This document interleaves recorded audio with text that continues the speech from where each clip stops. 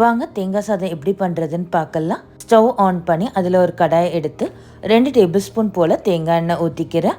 எண்ணெய் நல்லா காஞ்சதுக்கு அப்புறமா 1 டீஸ்பூன் கடுகு, 1 டீஸ்பூன் உளுத்தம்பருப்பு, கொஞ்சமாக கடலை போட்டுப்போம்.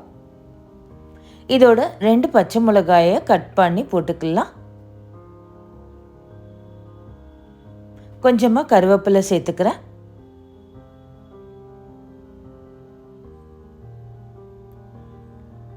இதோட 1 டீஸ்பூன் போல் பெருங்காயத்தூளையும் சேர்த்துக்கலாம். இப்போ இதெல்லாம் நல்லா வறுத்துப்போம். இதில் நம்ம துருவி வச்சிருந்த தேங்காயையும் சேர்த்துக்கலாம். இப்போ இது எல்லாத்தையும் நல்லா மிக்ஸ் பண்ணி விட்டுப்போம்.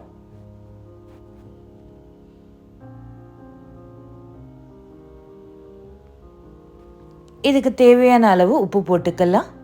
போட்டு இதை நல்லா மிக்ஸ் பண்ணிப்போம். இப்போ இது ரெடி ஆகிடுச்சு. ஸ்டவ் ஆஃப் பண்ணிடலாம். இப்போ இதில் சாதத்தை போட்டு நல்லா மிக்ஸ் பண்ணிக்கலாம். சூப்பரான டேஸ்டியான தேங்காய் சாதம் ரெடி ஆகிடுச்சு.